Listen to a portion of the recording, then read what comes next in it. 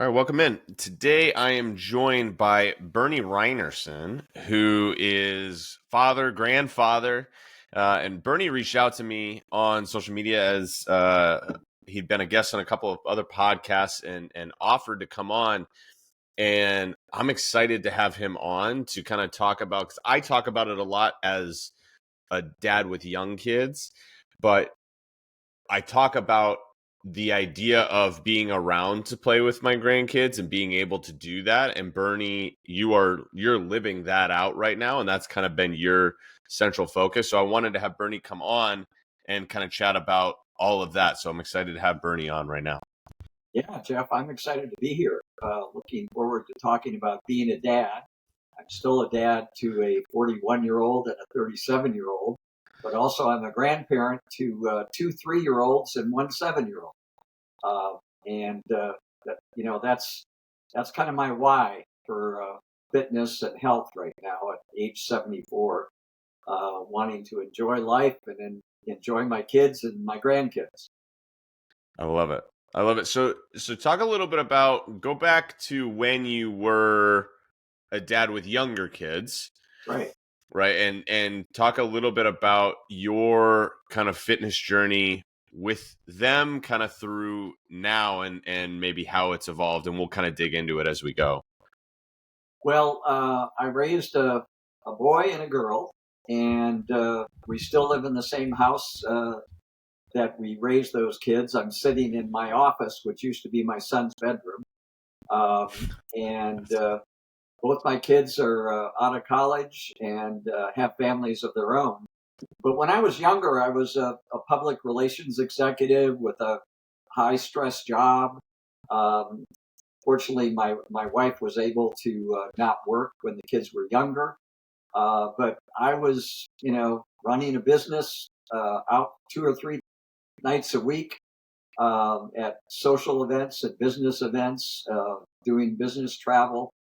But I always made, my kids a priority. I coached my son's baseball team. I went to all of his swim meets. I was a swim dad. My son was a swimmer. I went to gymnastics meets for my daughter. She was a gymnast and, competed. That's a busy time of life. And I'm sure you can relate to that, Jeff. Yeah. And it just gets busier as they get older. But Yeah. that's fun. Uh, but I never took care of myself. I focused on making money, running the business and being around for my kids and my wife, and raising the family. But one of the things I never did was exercise. I really never took care of myself. Unfortunately, I've been healthy my whole life, knock on wood. I've been healthy, but I didn't walk. I didn't move. Every once in a while I'd say, oh, I'm going to run or I'm going to go to the gym, but it never stuck. Um, and, I developed a love for wine and had a wine collection and would love to drink, great wines. And by the time the kids were out of college, I was 195 to 200 pounds, and I'm a pretty 5'10" skinny guy. And I was getting ready to retire.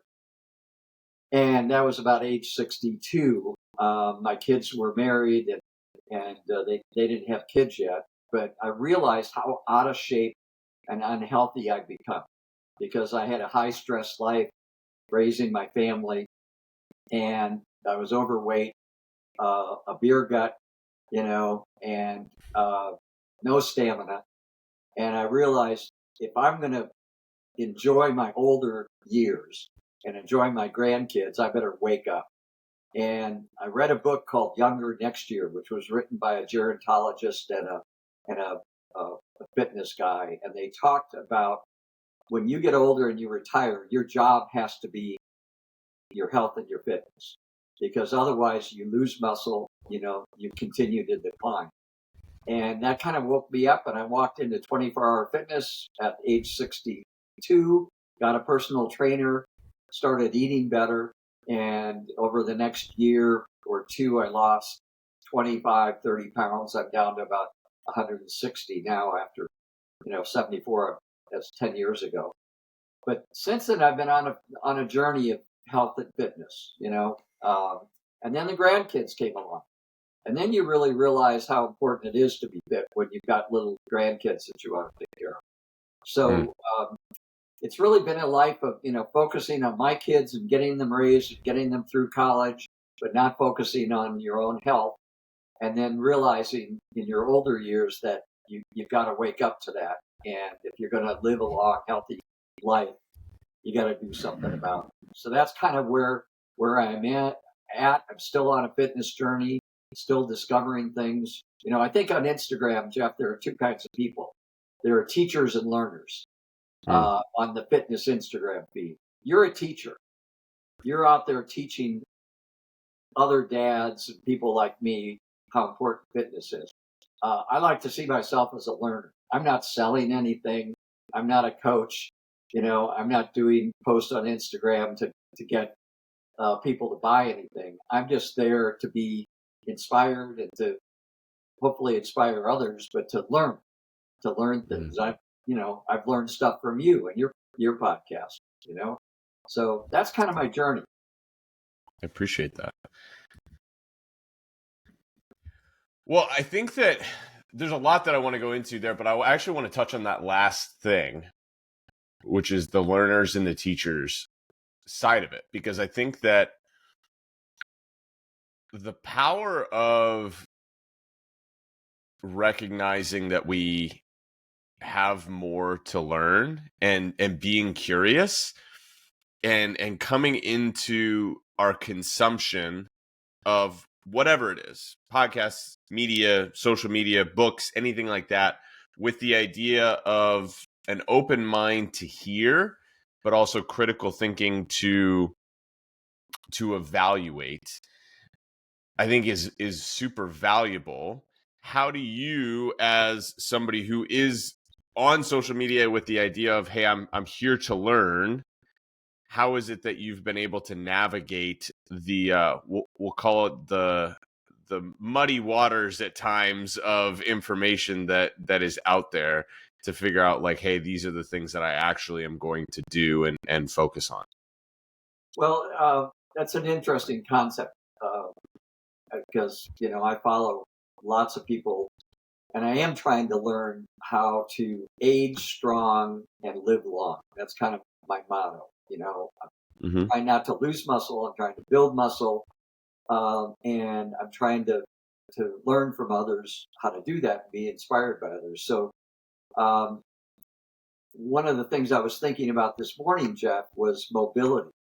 And as I age, it's gotten very difficult to do certain movements. My hips and my flexibility. I've never done mobility.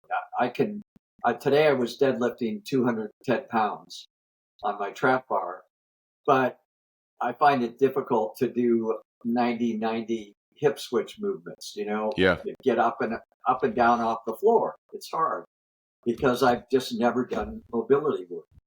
So I'm trying to learn more about from fitness influencers who are teaching mobility, and that's just as important as strength as we age.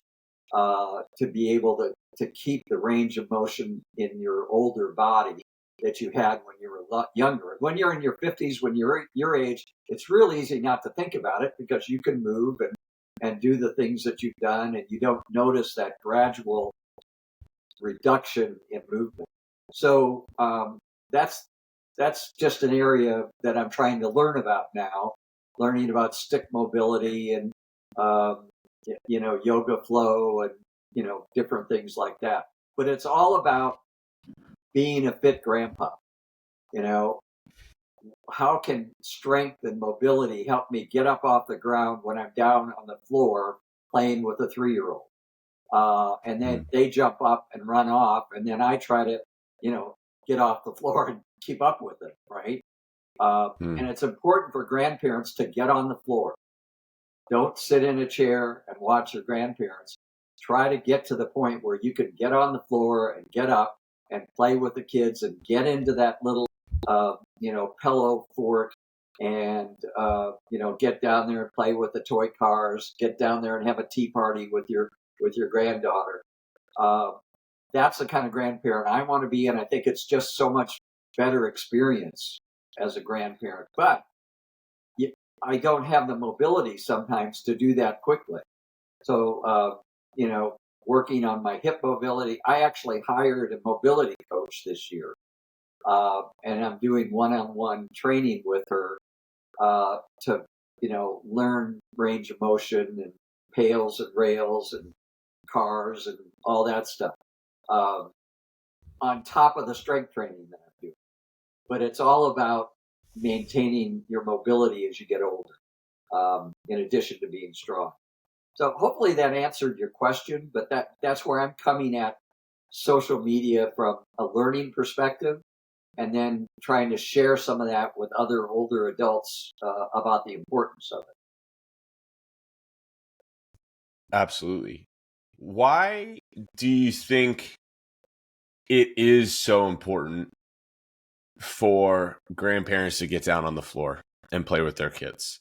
Like, I'll play devil's advocate for a moment, right? Like, I did it already, right? Like, I'm a grandparent. I did it already. I did it with my kids. Now I get to do the privilege of just watching and observing, and I can do it on my own terms, and they'll come to me.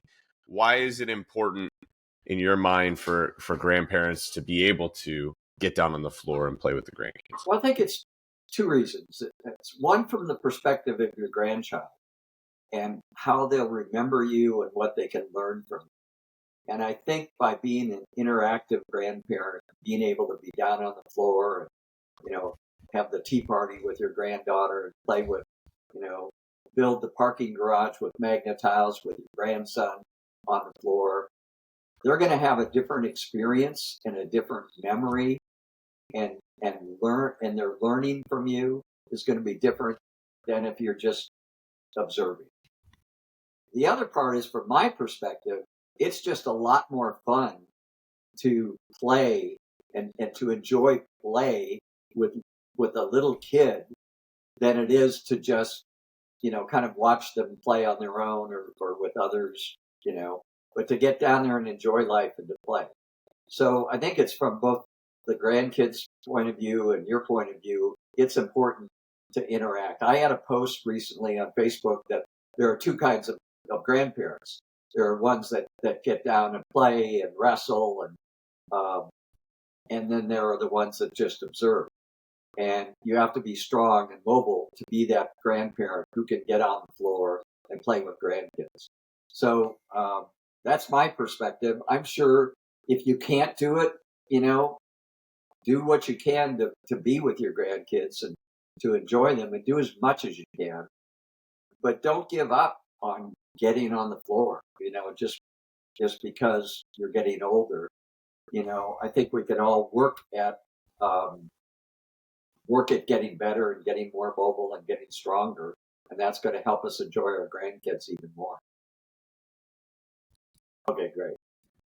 We got Bernie's dinging figured out. We figured out what was going on there. He's a popular guy. I haven't gotten that many messages all day, and Bernie in like 20 minutes has gotten 6 text messages, blowing up. I as a dad who's in it, my wife and I talk about this a lot with our kids. We are very lucky that both of our parents are still together, and they're both willing participants with our kids. Yeah, that's great. Like, we feel very fortunate that that's the case. And it's one of the coolest things about being a dad has been watching my parents step into the role of grandparents. And I don't know why it's so cool, but I think in my head, and you let me know your take, but in my head, I have vague recollections of what it was like when I was little, like pre-age 5 or 6, the memories with my parents, because you're young and you don't necessarily have a ton of memories from those times. I have some, but not a ton. And it's kind of cool to see a little bit and kind of envision or kind of picture a little bit of, this is a little bit of what my childhood was like, watching my grandparents interact with my kids, for good or for bad, you know what I mean? But like, to get to see my dad do the silly stuff, and I'm like, oh, that, like, it almost brings out some, like, I kind of remember that. I didn't remember. Or they bring out a book that they read to me, and I was like, I haven't seen that book in 30 years, but there it is. And those moments, I think, are really cool. How is that for you on the grandparent side with your kids, and how has it been different? Because you said when your kids were little, you weren't necessarily exercising and dealing with it, obviously a little bit younger, and so you can kind of be a little bit more resilient. But how has it been different for you, the interaction or that parallel between my own kids at that age versus my grandkids at that age? Well, you flash back to those memories of raising your kids, and it's fun to be with your grandkids, and especially as they get a little bit older, when you can tell stories. And I tell my 7-year-old, I said, when your dad was your age, boy, what he used to do, and that they like those kind of stories, and it's fun for me to tell them. And you know that kind of memories are great. You mentioned something about the role of grandparents, and one of the things that I've been thinking about a lot lately is that when you're a grandparent, you got to remember that you're not a parent, you're a grandparent. And that's sometimes difficult to keep in that grandparent role and not want to slip into the parent role, right? Like, oh God, if these were my kids, I wouldn't let them eat that, right? But grandparents can, you're there for a few hours and, oh, okay, you can eat anything. Or to be judgmental of your kids and the way they're parenting. What a grandparent's role is just to be there and provide unconditional love. Uh, that's my perspective. I have one grandson who has special needs, and he has a unique personality, and he has challenges, learning challenges, and other challenges. But I can't solve that. I can't be the parent, but I can be there to give unconditional love to both him and to his parents, but not try to be judgmental and to fall into that parent role. And every grandkid is unique. My one grandson loves to climb trees and swing on ropes, and he's very physical. And my other 3-year-old grandson has a totally different personality and wants to play with different things. And so as grandparents, we need to go with the personality of the grandkid and not interject our own, oh, let's play these things, because that's what I played with my kids when they were young. You know, you have to really go with the personality of your grandkid and not interject, your own history and your own personality. My daughter has a great saying uh, about being with kids, and it's don't replace fun with fun. And a lot of times, what that means is if you're playing and that grandkid is having fun, and you think, oh, we should be doing this, let's go over here and do that. Um, no, just let them do what they're doing if they're having fun, and don't drag them away from fun to do something different that you think is going to be fun. And that's kind of taught me a lot, or reminded me a lot about playing with little kids. So um, all of those things I think I learned as a parent and have forgotten them. And then when you become a grandparent, you don't want to jump back into the parenting role. You have to remember that your role is to be there to take care of those, to care for them, but to give them love and attention. And you don't have to worry about all the other, parental things that you have to deal with, Jeff, as a parent, right? Grandparents are there for care and love, and to enjoy it from my perspective, but also to enjoy, let the kids enjoy themselves. That's kind of rambling No, thoughts, but what I took from that was similar to what we talked about earlier, which is like adaptability, yeah, right? As anybody who's interacting, caring for anybody else, grandparent, parent, caregiver, whatever it is, whatever the role is, the ability to be adaptable to what is in front of you.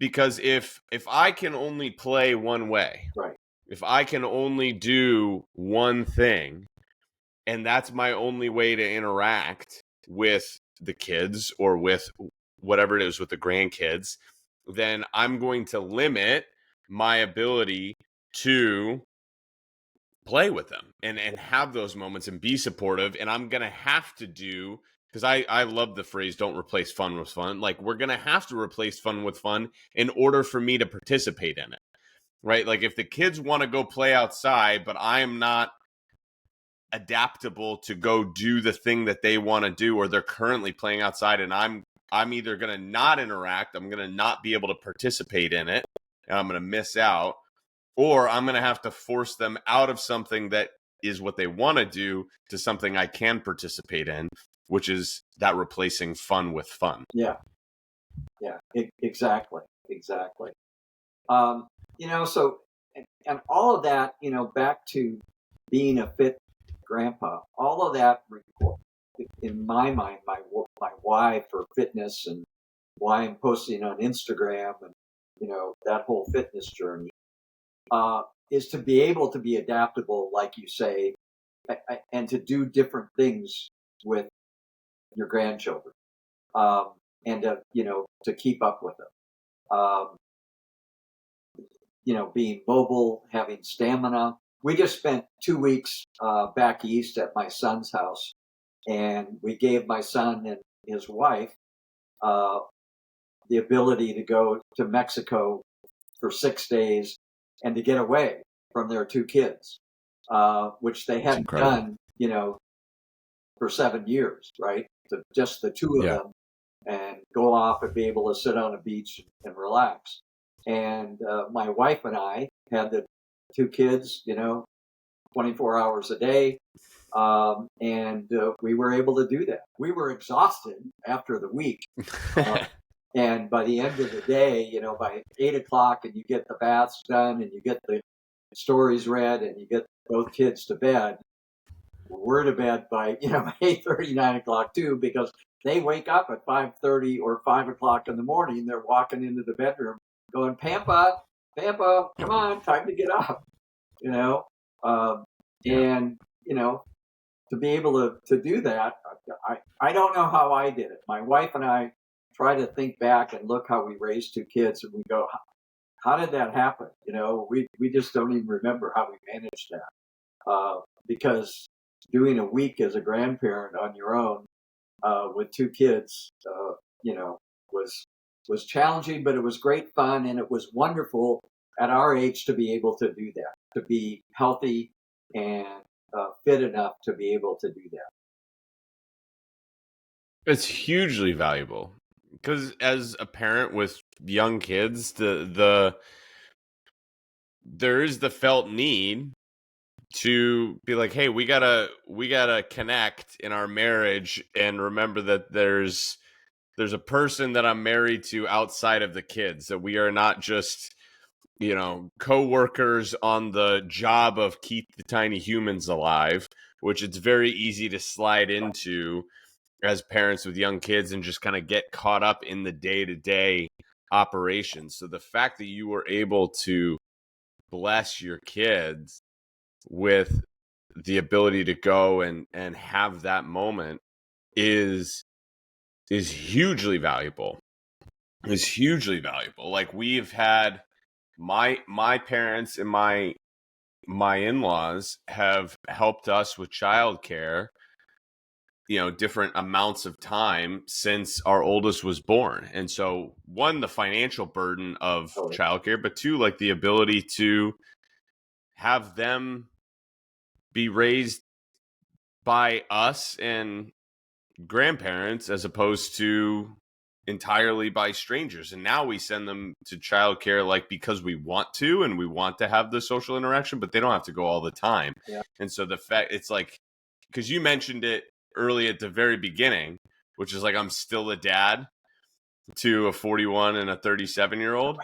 The idea that, and this has been my take for a while, because I'm over people telling me that it gets easier as a parent. Like I'm just, anybody who tells me that it is, I'm just like I'm no longer like anybody who tells me that. I'm like, I'm no longer listening to you. You have lost I'm it. 74, Jeff, and it's still hard to be a parent.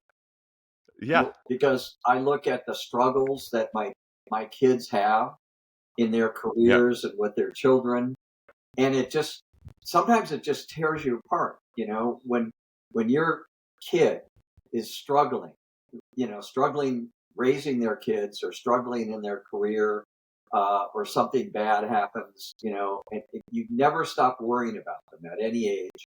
And the older you get, there's less that you can do to help. Like I want to jump in there. Sometimes I go, I want to move to the East Coast and just jump in and take over. Or I think, I wish my daughter could sell her house and move to a better neighborhood. Or my son, like, oh, he's spending too much money on remodeling his house. And then my wife will slap me and say, stop it. You can't live their lives anymore. Yeah, you're still a parent, but you can't tell them what to do. How would you have liked it if my parents had, told you to do something when we were that age, right? So it's still hard to be a parent, but as you get older, there's less you can do to help. So as a grandparent and as a parent, you find ways to be supportive. And as I said, it's to be there to project love and caring. That means something, I think, to my kids. They know that they're loved, and they know that if they need us, we'll always be there, right? But as a grandparent and an older parent, you have to pull back and not insert yourself in their lives, because they have to live it themselves, right? So, but that makes parenting hard at this age, right? Yeah. So your point, it never gets easier, is right. It's one of the things, though, as somebody who is in on the other side of it from you, from my perspective, there's two things that have happened in my adult life with my relationship with my parents that have been for the good, which is, one, having kids. I have moments where I realize I did some truly terrible stuff to my parents. Like, I have moments where my kids do stuff, and I'm like, oh man, I totally did this to my parents too. Yeah. And then I have moments where I catch myself saying the things that my parents said, and I'm like, the entitled person of you before having kids, like, I would never say that. And then you just get screamed at for the 15th time of the day, and you're like, no, I get why they responded that way. Right. So my respect and understanding for my parents has shifted as I've had kids. But to your point of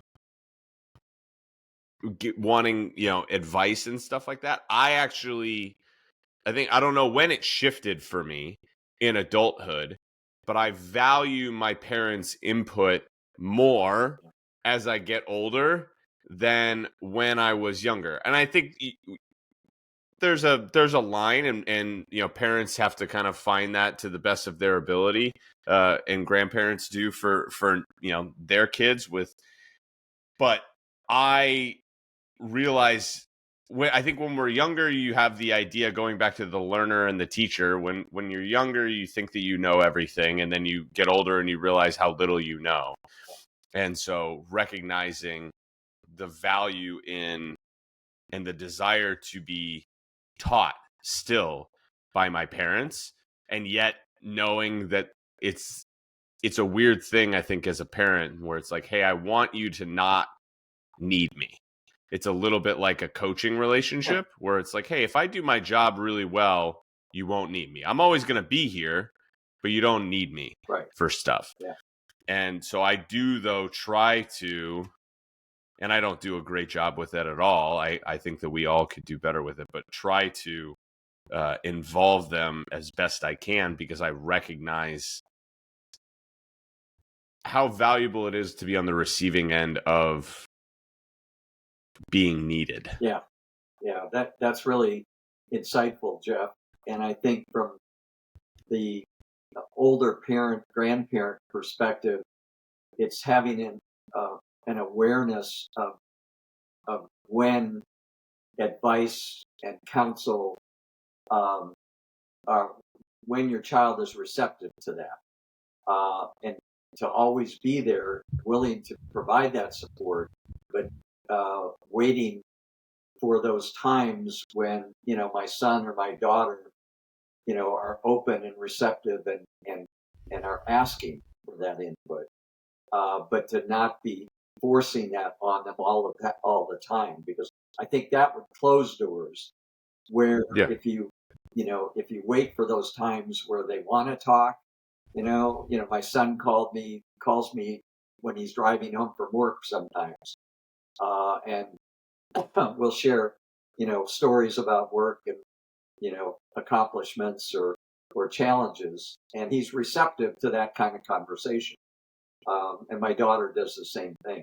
So it's just having an awareness of when your child is open to that and not pushing it on them.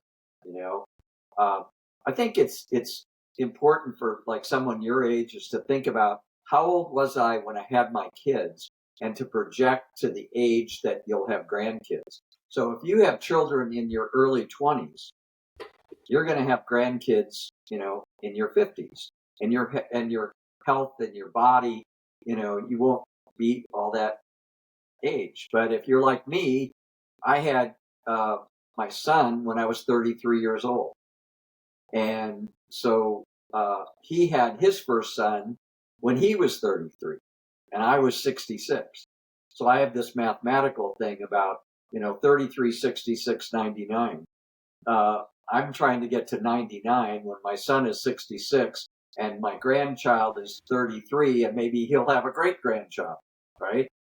But I think the older you have children, you have to think, I need to take care of this body that I'm in, because for me to enjoy my grandchildren and my children as I get older, I'm going to be older when I'm in that grandparenting role. So I'll be hoping to enjoy my grandkids when I'm in my 80s. I did a Instagram post a week or so ago about a thoughtful reflection that in 6 years I'm going to be 80 years old, and I went, wow, I'm going to be 80, and so 6 years goes like that. You as you get older, you age faster. It's exponentially. Time just goes faster the older you get. I remember, when you're young, summer vacation lasted forever. It was the endless summer. And now the days and the months and the years go by faster. So if you're going to have children later and you're going to be a grandparent later, it's even more important to take care of your body and to get strong and to age long. And that's kind of the mathematics of aging that I'm in. I want to be around to see these grandkids grow up, and that's going to require taking care of myself. So talk to me about the moment for you when it shifted, because you talked about it being around 62, and it was before you had grandkids. So, Jeff, like you had grandkids at 66. Oh, can you hear me okay?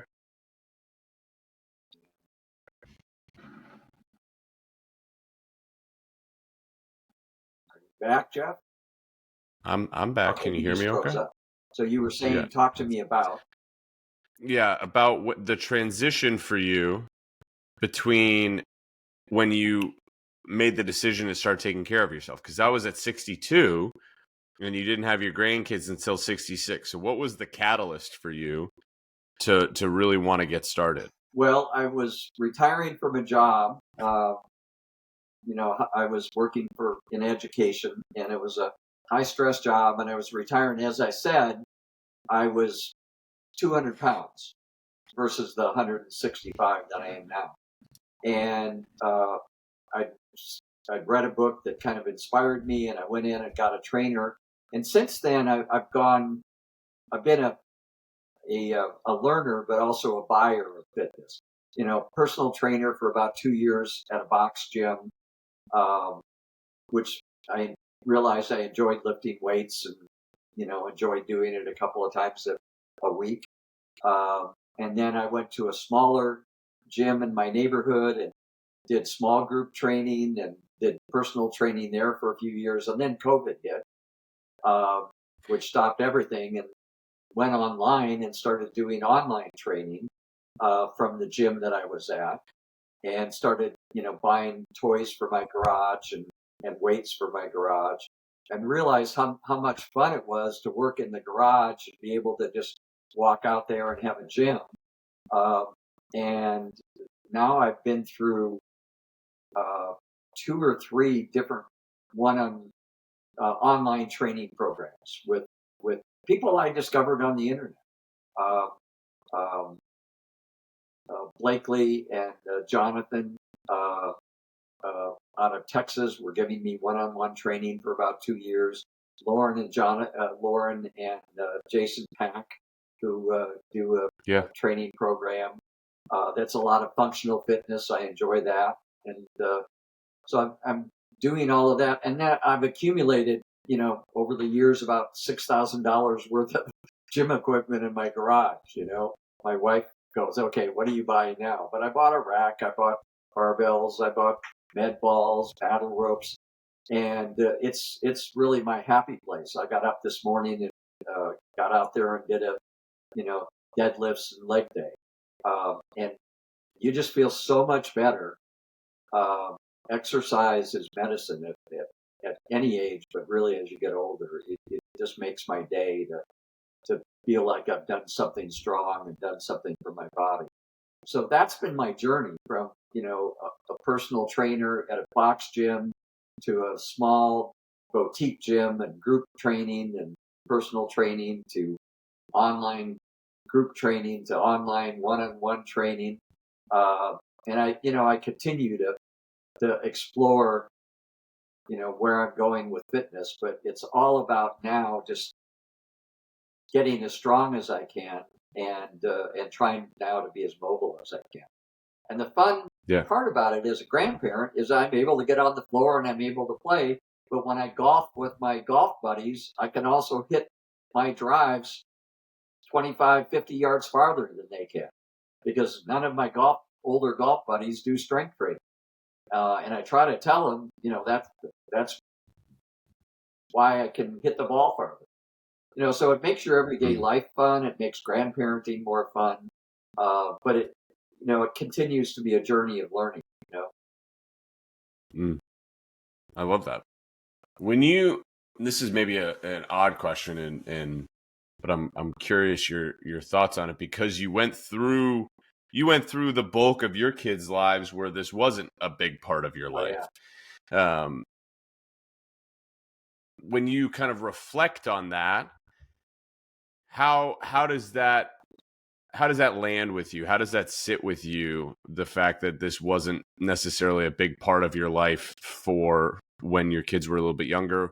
And obviously I think that I can speak for you and say, hey, if I could do it over again, I would have been taking care of my fitness during that time. But why would that have been? And how would you have kind of done that differently, given the fact that you were present with your kids and you were working and all of that? Like, how would you have kind of, obviously we don't want to rewrite our past, but how would you have talked that through with your former self? I wish I would have started this sooner, right? I'm proud of the life that I live. I raised 2 wonderful children that my wife and I are proud of. But I think the mobility limitations that I have now at age 74 would be far less had I worked on being strong and mobile when I was younger. And even though I enjoyed playing with my grandkids, I think I'd enjoy it more if I was more mobile and, had started it early. So, they all say it's never too late. It's never too early, you know. Um, and I wish I would have started some of this earlier.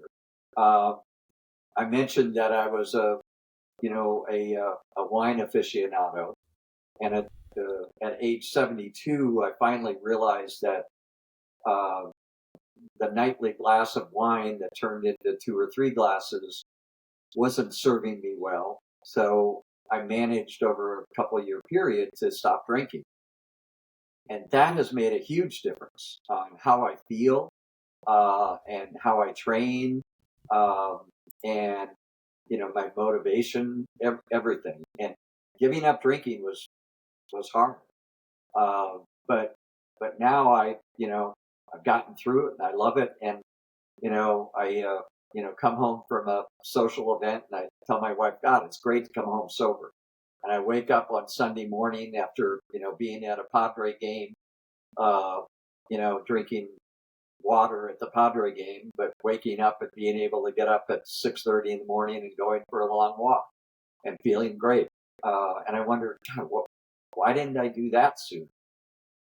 So it's never too late, but it's also never too early to do things that can help you later in life and help you enjoy life at the current moment. So that's kind of my perspective. I wish I would have started earlier, but I want to tell everybody else out there who's my age and younger, it's also never too late to get started. Even if you're in your 80s, and you want to, get stronger, uh, start doing something. But I also tell people that, walking is not enough. Um, People think, oh yeah, I walk every day, or just golfing or pickleball is not enough. You have to pick up heavy weight. You have to, from everything I've learned from all my podcasts and reading Peter Attia's book and Dr. Gabriel Lyon, who says muscle is the organ of longevity. All of that learning has told me that, resistance training and lifting weights is what we need to do as we get older to be able to, enjoy life when I get into my 80s and 90s. Absolutely. Walking, I tell people this was a popular thing because I like Dr. G a lot, uh, Dr. Gabby Lyon, and I like Peter Attia a lot. Dr. Gabby had a quote that went fairly viral. It was probably a year ago, where she was on a podcast and she said, "Walking is great, but don't count that as exercise." And there was a bunch of people who like came in and they were like ripping her apart, and I was like, there's a nuance to this, which is walking is great. Walking is incredibly valuable. And it's absolutely the lowest barrier to entry thing that you should do. And if you're not already, you should be. And it's something you should be doing for as long as you can. But it's also not the end. Yeah. It's not the completion, because you nailed it. That muscle, we atrophy muscle. It's our ability to stay resilient. I call it your muscle is your body's armor. Yeah.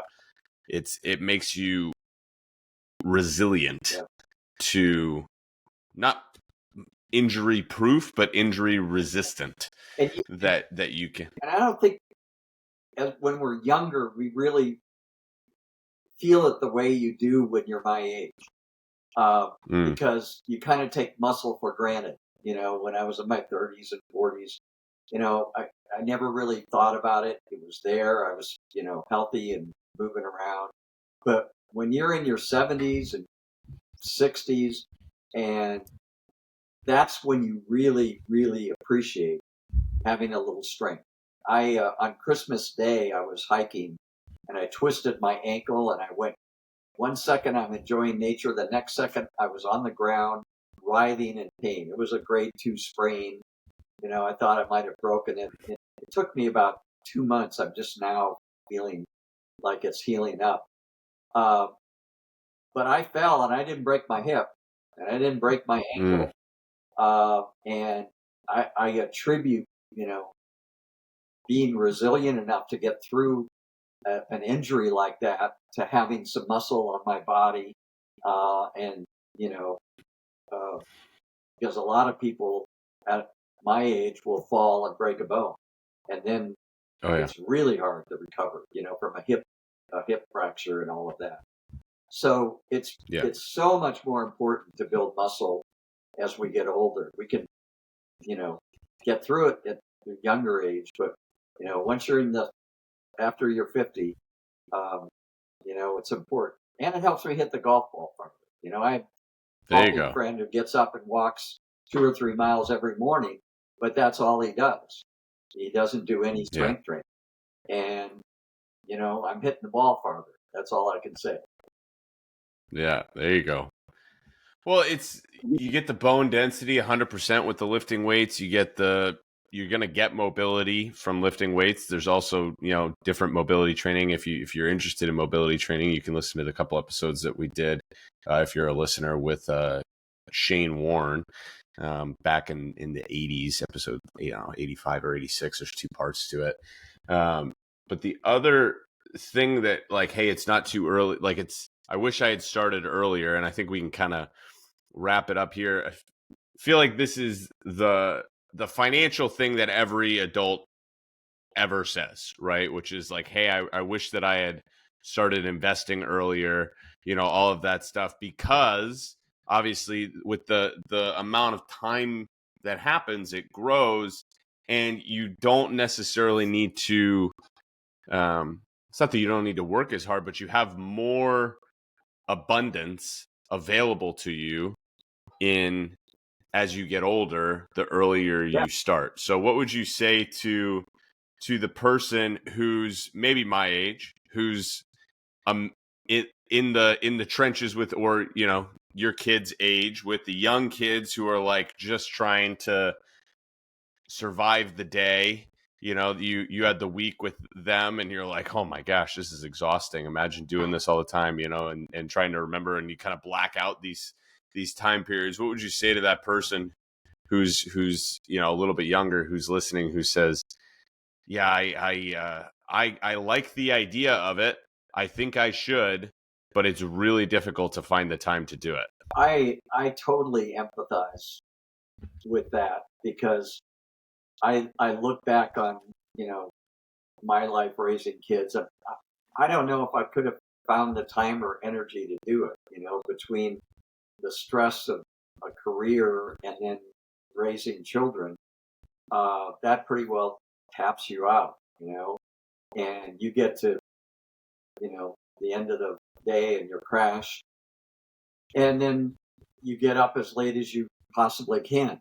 Uh, I look at my own kids, and my son is 41, and he's a very early riser. He'll get up at 5 in the morning, an hour before the kids wake up, and do a yoga session, or do some exercise. And I think, God, that's great. He finds a way to get up early and to get some movement in and to get some exercise. And I hear him tell me about, Dad, I really feel good today because I got up and did that. Where the days that he doesn't, he feels it. He feels that he needs that. I also gave him the golf bug, and he's always finding ways to keep his rotation and to get out, finding ways to golf. But what he does is get up early in the morning. So I think that's the way I am now at my age, is that I train first thing in the morning at 6:30 or 7 in the morning. Wake up, get in, go to the gym, and then have my protein shake and go on my day. So I think if I was to look back on myself, that's what I wish I would have done, is be more of an early riser, and to give that time to yourself before your kids get up, before you get going, and maybe switch it off with your partner, your wife. You can do it these 2 days, and I'll do it these 2 days. But to give that time to yourself for some exercise and some stretching, yoga, whatever is good for you, but to put it in at the start of your day. because it's going to make everything else in the day just be better. It just does that to your brain and your body. So that's the best advice that I think I could give. It's what I do now, what I see my son doing. Um, and it's going to make your day better if you can do that. Yeah, I love that. No, I think it is. We talk about it on here all the time. You got to fill your cup and start the day with the intention. And I know that for me, it's very easy for the day to go awry by 6:15. Yeah. So Yeah. uh, the idea. Somebody asked me about it the other day, like in terms of what's optimal, like what's optimal versus what's practical. Yeah. Practicality trumps perfection every single time. Yeah. So taking imperfect action and recognizing that even those small deposits, to go back to the financial analogy, like $100 a month, if you do it for 40 years, that adds up Yeah. pretty quickly in making those small deposits. 20 minutes of doing something first thing in the morning, is better than nothing. Absolutely. And, perfection is the enemy of done, we used to say. Absolutely. So, just try to do something. Perfect. Bernie, I really appreciate you coming on. I will connect Bernie's Instagram down below. You can go check him out with he does some great posts and kind of shows what you're capable of as you get older, and is definitely out there to inspire. So I'll link his social media down below in the description, and you can go follow Bernie over there. But I appreciate you taking the time, Bernie, to come on, and this was awesome to chat about. Hey, it's been really fun talking to you, and I love what you do to inspire all the other dads out there to be fit and to enjoy their kids with a fit lifestyle. It's inspiring, Jeff, what you're doing, and I encourage you to keep it up, and encourage all the dads out there to check out some of your podcasts and get inspired too. It means a lot, Bernie. I appreciate it. Thank you very much. And for those of you listening, appreciate you listening. Like, rate, subscribe, share with a friend, do all the things, or with a parent maybe. Might be worth sharing with a parent if you're younger, or a friend. But I appreciate it very much, and we'll see you next time.